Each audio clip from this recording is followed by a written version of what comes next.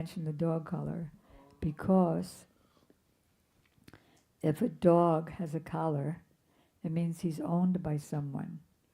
So when the dog pound comes and looks for dogs to take to the pound to mistreat them and kill them, they won't pick that dog. So Prabhupada said that because once I brought my guitar teacher 58 years ago, Reverend Gary Davis, very famous blues singer, and I brought him to meet Prabhupada. And he has this priest's outfit. And so he said, we have got our collar. And then Prabhupada pulled these and said, we also have a collar, dog collar. Thank you. Yes. I heard that when you bathe with the Tulsi necklace on, then the water even touches it, it turns it into Ganga water. Where'd you hear that? I don't know, somebody wrote it and Maybe you can check with your Gurudev. Okay.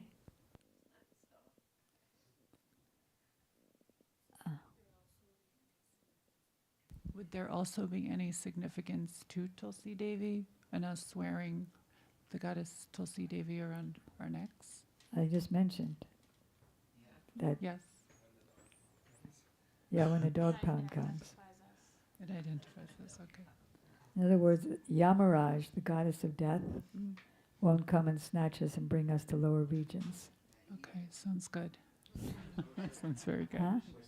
It's safe as long as we have Tulsi and follow what she'd want us to follow.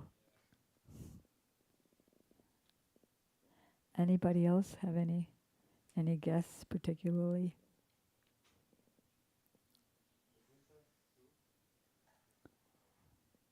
Yes, Chaitanya Govinda. Thank you. And thank you, Didi, for the initiation today. Was a real blessing today. Thank you. My question is, since I'm initiated now in the Krishna conscious, how can I expand this conscious in whatever place I go to? Like, I'm here temporarily. I'm gonna go back to Venezuela. How do I go and expand the Krishna's conscious in my country? Expand it to your country or spread it to your country? Yes. Okay. If we are practicing, then we have the power to share with others. Practice what you preach. So if we're chanting, we can encourage others to chant. If we're reading, hearing, we can encourage. We have the power, the authorization to encourage others to. And we can give people or show people where on the internet they can hear the others chanting the Hare Krishna mantra. And if they speak Spanish, where they can hear Spanish lectures. And in your house, you can make your house a little center with deities or pictures of Guru Parampara, like we have here, and Gaurnitai, Radha and Krishna. Invite people over, and you've been here very often, you know how to hold a program. You can keep in touch with the men here, and if you have any questions, how to do things, or just how to answer other people's questions, they're happy to help you. Thank you. Prabhupada went to Venezuela, so Prabhupada is there already. You have to just connect. Yeah, follow Yeah, up. Prabhupada was there. Prabhupada in every country, so you have more to show others. My teacher lived, he was here, and he actually taught some very famous, like Javi, what's his name? Yeah, there's Ilan Chester, from Venezuela, very famous singer, who actually supported Prabhupada to come to Venezuela.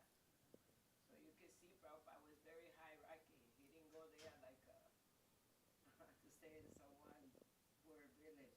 He went to the big capital with big people.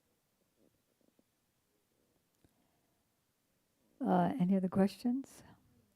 But to be allowed to ask a question, you have to take a mic.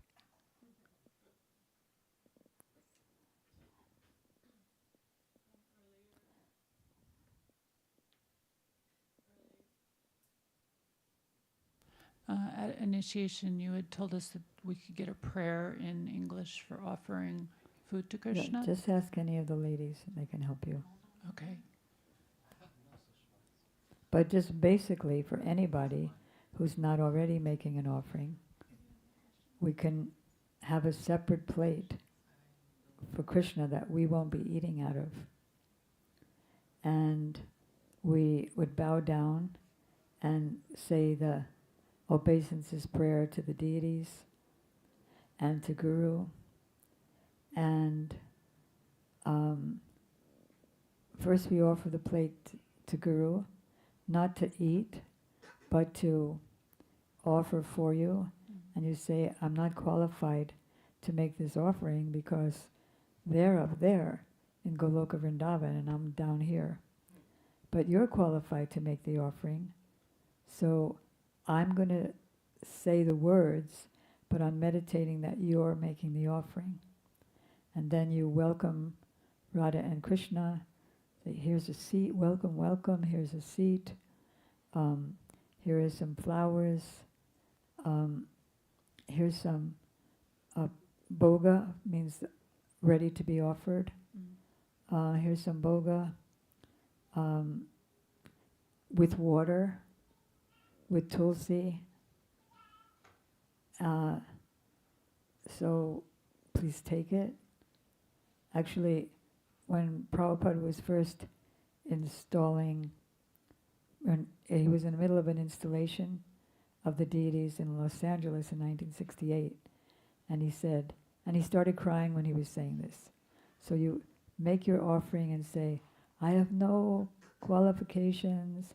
Then he started crying, I am most fallen rotten, but I have brought this thing for you, please take it. But you're meditating that your Guru is offering it. And you're saying the words, and then you give them some time to eat it, and then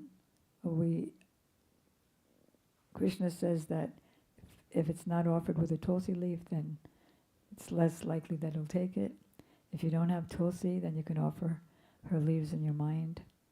And then after the time, take the plate off, transfer the plate onto a plate that you're going to eat from, and then you can offer it to all the associates of the Lord.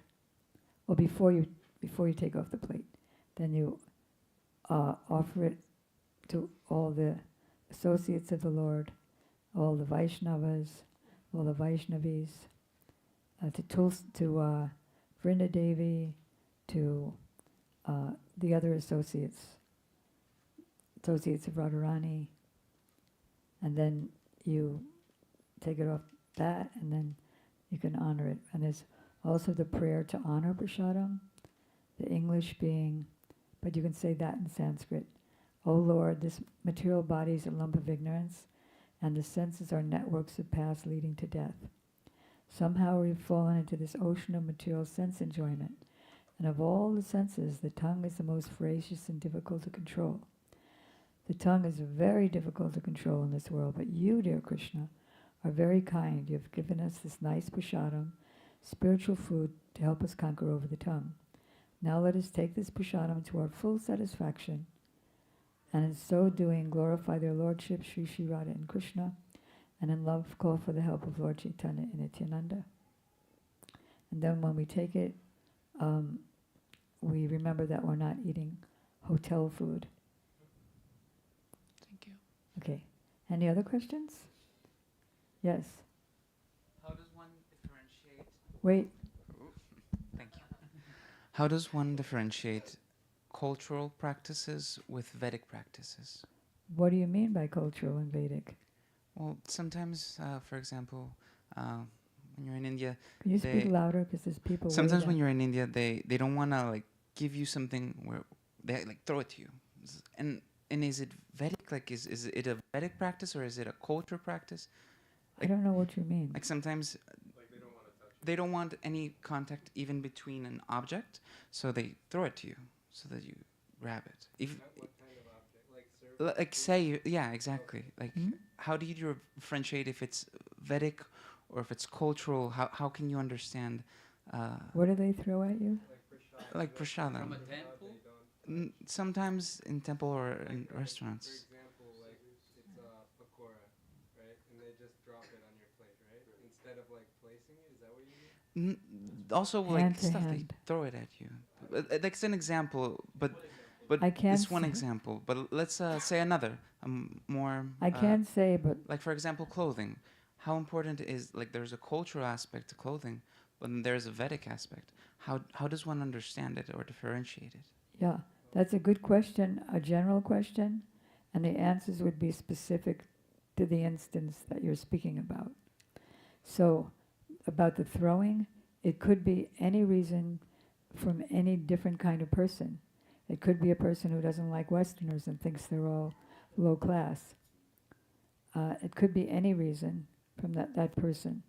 It could be because he's doing pujari work and he has to be super spotlessly clean, and if he touches anyone, you don't know what condition the other person's in, so then he'd have to wash his hand, otherwise he could just go back to the altar.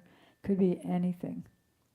Regarding the clothing, I know that Srila Gurudev and Srila Prabhupada both request devotees that when they're in the temple, particularly for a program, that they wear devotional clothes, tilak and all those kind of things, neck beads. In general, a Bhagavad Gita, even Prabhupada's purports say it doesn't matter what you're wearing. If you, like, you're in your home and you want to wear non-devotional clothing, what's called non-devotional clothing, but still you need to be clean. So there are a million things, so it's hard for me to say in general, but I think you get the idea. Okay. Yes. Thank you. Any other questions? Oh,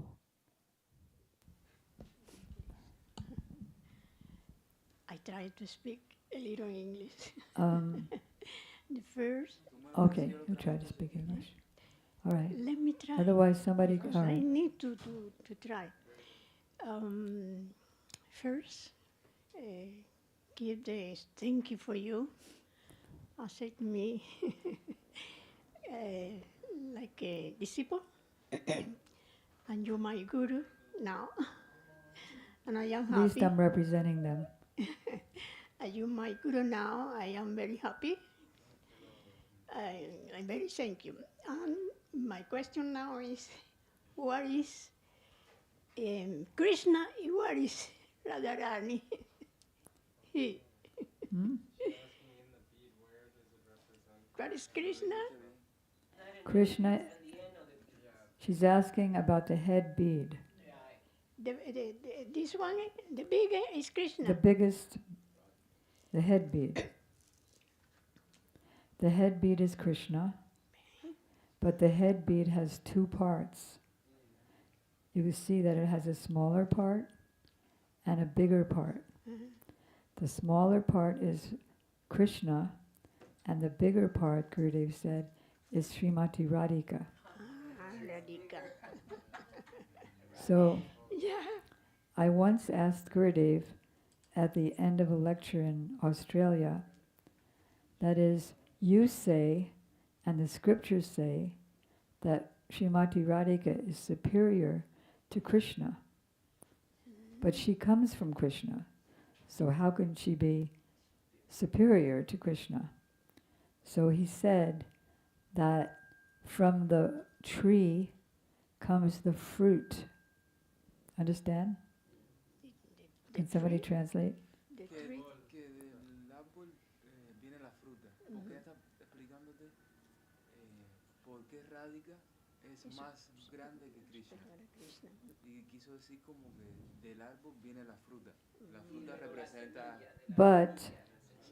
But the fruit is the sweetest part of the tree. Pero, De la semilla, sí. claro, pero la fruta es la parte más dulce del árbol. Claro. Que viene del árbol. Ya. and Krishna made her in that way. Yeah. Okay. Y así So- Krishna lo hizo, ¿entendiste? Lo que Yeah. quise There's decir. no such thing as Krishna without Radha and Radha without Krishna.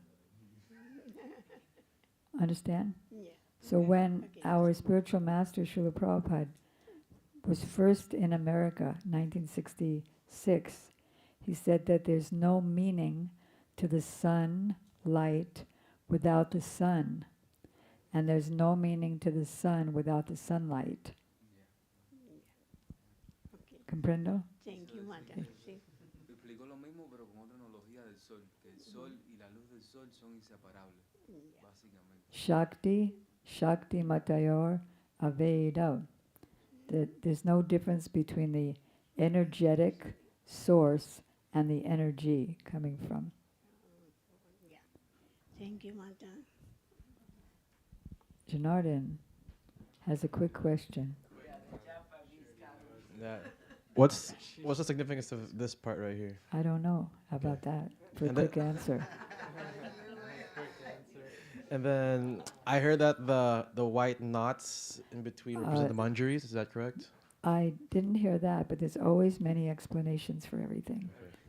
But what I heard from Prabhupada at the beginning is that they separation of the material and spiritual energies. So we don't want to mix the two. You can't have two swords in one sheath.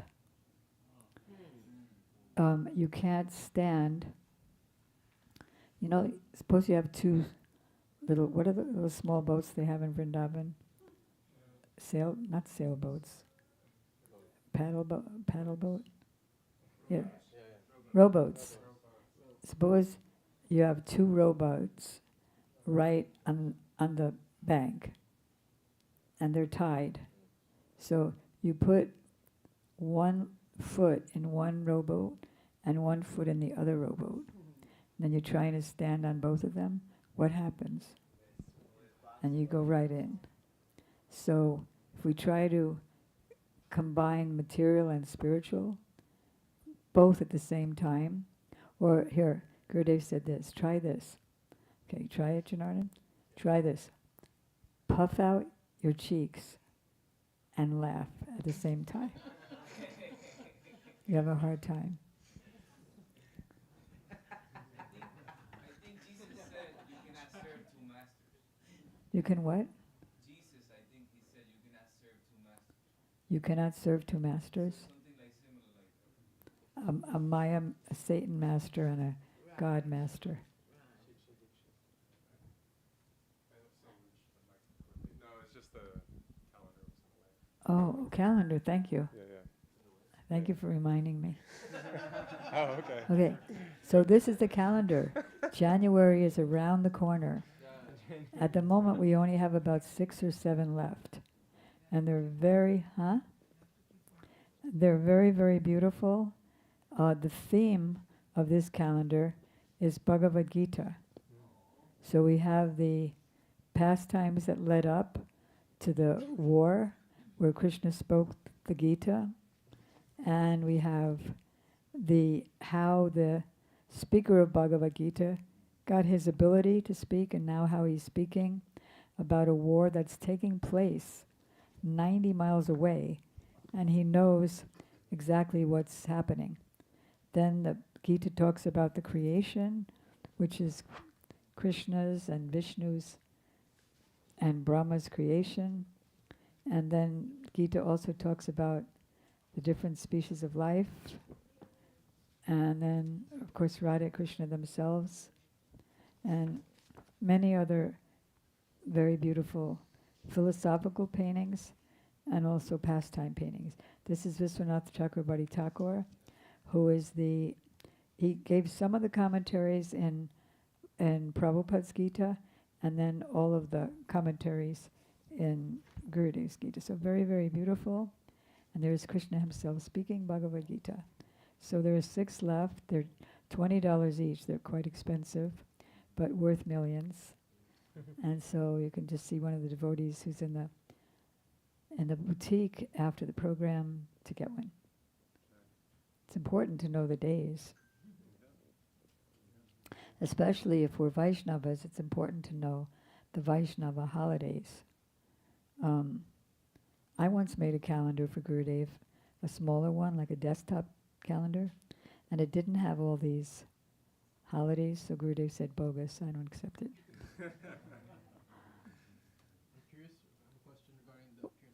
Um, So regarding the appearance and disappearance days, like, do they currently update it? You know, for example, if a pure devotee leaves his body, you know, within the current mission, do they add that onto that? Like, I'm just curious how the progression of the appearance and disappearance days, the holy days, are adapting in present time. Does that make sense? well, if the calendar people consider that person a pure devotee, then he'll add that So person. the calendar person is the one responsible. Other people may consider him a pure devotee, but if the calendar people don't, it's not just one person, but you know the group. Then yeah, like when Srila Bhakti began Bharati Goswami Maharaj, when he left, then they put him in for his appearance and disappearance day. Of course, when Gurudev did like that, when Srila Gaura Govinda Maharaj did like that. Typically, like Maharajas and sannyasis who are are in the holy days. You know, for example, there are many, you know, devotees in history, right, who aren't necessarily sannyasis, saints, and you know. Can you whisper, please? Yes. So does it only really apply to sannyasis and saints, maharajas, right? I mean, I'm just, you know, within our history, there are also many other saintly personalities who aren't sannyasis, for example. So I'm just trying to. Yeah, so he's asking if there are any ladies or grihasthas who are in the calendar. So we have, I think it's January-ish time, we have Gangamata Goswamini. Srila Gurudev gives a lecture about her every year, and she's in the calendar. And then we have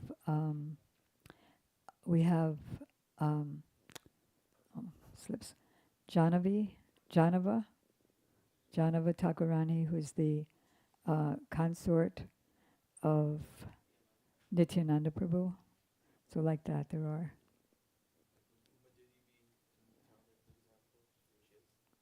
Is she?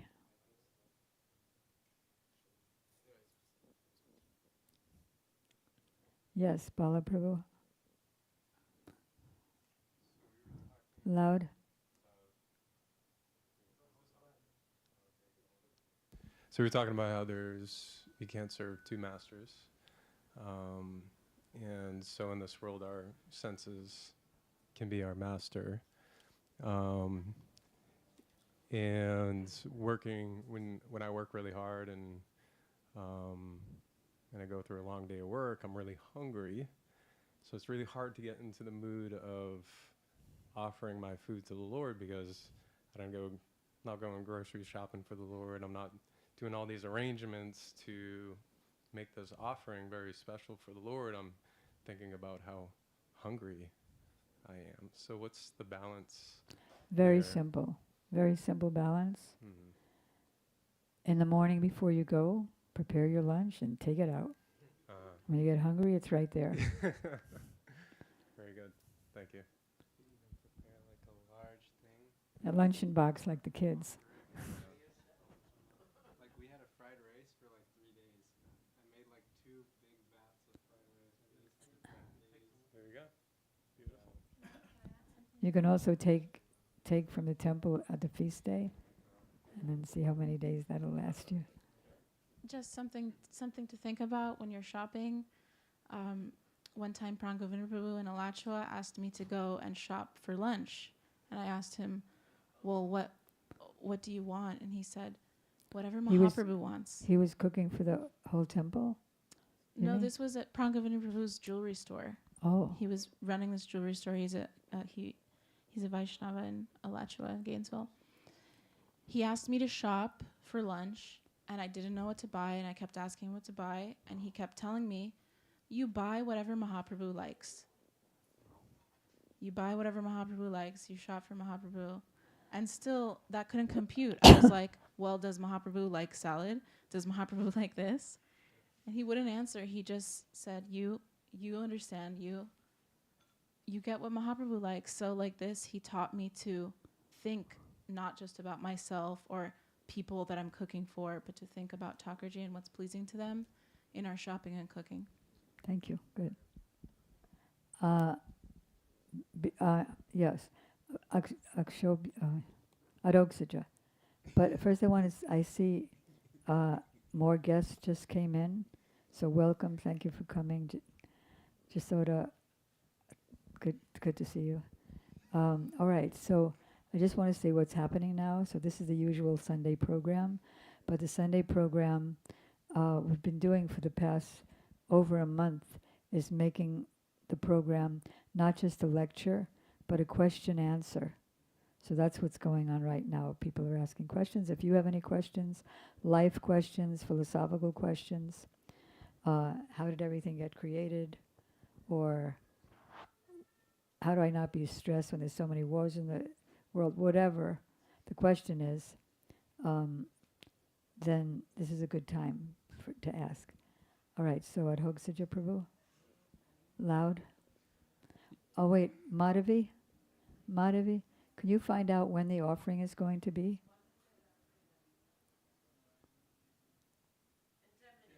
Okay. Yes, I had a question about the Mirabai saint. Do you know anything about her? If you can tell some stories about her. I don't know much about Mirabai because she's in a somewhat of a different line. She's a devotee of Krishna, for sure, a pure devotee, but she's not in the Gaudiya line. She's more on the Dwarka side of Krishna. Krishna's opulence as the king of Dwarka. So we don't learn much about her, but a couple of things I know is that she was put into a family of non-devotees. And so, but she never stopped her practices and her worship of her deity. And then the family decided to poison her. So they did poison her because she was creating a problem of pushing devotional service. And so she took the poison, but she didn't die. She just wandered off and they never saw her again. So pure devotee has that power of not having to die. Also, we sing some of her songs, beautiful kirtans, in our songbook. Yeah, basically that's the extent of my... sorry, there's one more. Because she had such a horrible family, she wrote a letter to Srila Jiva Goswami, who's one of the acharyas in our line, and she wrote to him and asked him, what do I do? I'm in this horrible situation. So he told her that you can reject anyone that's not favorable to Krishna consciousness, and gave examples like the brother of Ravana, very, very big 10-headed demon who was a torture to the world. The brother, when Ram came to declare war on Ravana, because he had kidnapped Ram's wife, Bibhisan, who was a very beautiful, pious soul, he rejected his brother and came and surrendered to Ram. And Bali Maharaj, he had a spiritual master named Sukracharya who told him not to give anything to Vishnu. And so he rejected him and gave his whole kingdom to Lord Vishnu, Vamandev. So Jiva Goswami was encouraging her that she's not obliged. And so she rejected them as well. We're not obliged to non-devotees. That, well, they're my family. No one's our family except for Krishna. Krishna's our father. Krishna's our mother. Krishna created us. Krishna's our best friend. He's living in our heart as a super soul. Everyone is looking for a friend who can understand the volume of my suffering and who can appreciate how nice I am. So our Prabhupada said, they are both with to know and I forgot. Do you know anything to know and I forgot? Do you know anything about it?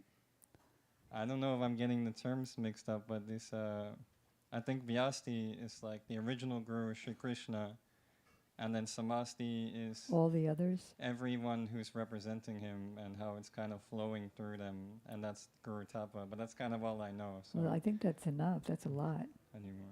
That when it was Srila Bhakti Siddhanta Saraswati Thakur disappearance day, just a short while ago, Srila Gurudev was saying that all the knowledge of Vyasadev, which is all the scriptures, is present in the heart of Srila Bhakti Siddhanta Saraswati Thakur. And all the knowledge of all of our Guru Parampara, that is Swarup Damodar, Vishwanath Chakrabarti Thakur, everybody, and all the knowledge of the four sampradayas, even though we don't follow four sampradayas, we follow one, but the knowledge of all four, and everything is in every single self-realized soul in our line. Thank Anyone else? I think we have time for one or two more. Any of the, okay. That's a quick one. Can you explain what causeless is? It's used a lot, and it's hard to kind of capture its meaning. He's asking what is the meaning of the word causeless. Usually causeless is used in the sense of mercy. Guru's causeless mercy, Krishna's causeless mercy, Chaitanya Mahaprabhu's causeless mercy. Means even though I don't deserve the mercy, if one does very good sadhana, very good practices, he can become or will become the pure devotee. But of course there's two things necessary. One is our own endeavor for self-realization under guidance, and two is mercy. They both have to be there. The endeavor is performed in order to convince the Lord and His manifestations that I really want the mercy. So there's, within that, there's two kinds of mercy. One is the person didn't do anything, and just the mercy's coming anyway. And the other is that he's doing all the endeavor. Prabhupada gives the example in Nectar of Devotion that Rabindranath Tagore didn't go to a particular university, but he got an honorary like PhD from the university because he was such a famous poet. So causeless mercy means I tried, but I didn't do very well also, but still I got mercy. And when we pray for causeless mercy because we don't think that we deserve the mercy. If we think I deserve the mercy, then I probably don't deserve it because I have pride. So I'm praying, in all the kirtans we find, I'm praying for your causeless mercy upon this worthless, useless soul. What? Doing the endeavor without cause. Doing the endeavor without cause? Oh, we gotta have cause. There's always a cause. Yeah. It's But a pure devotee, yes. he does causeless. That's called causeless. The cause is love, but it's called causeless because there's no material cause. Like Srila Prabhupada gave the example of during the Second World War, all the men went to the war, and the mothers, the daughters, the wives, beloveds, they all went to the church and prayed for their husbands, beloveds, etc., to come back. And when they didn't come back, those who didn't come back, God is bad, forget that, forget him. So because the worship had a cause, a material cause, sense gratification, therefore, when it wasn't, the desire wasn't fulfilled, then they stopped. If it has a cause, it has an end as well. So therefore, the very important verse about the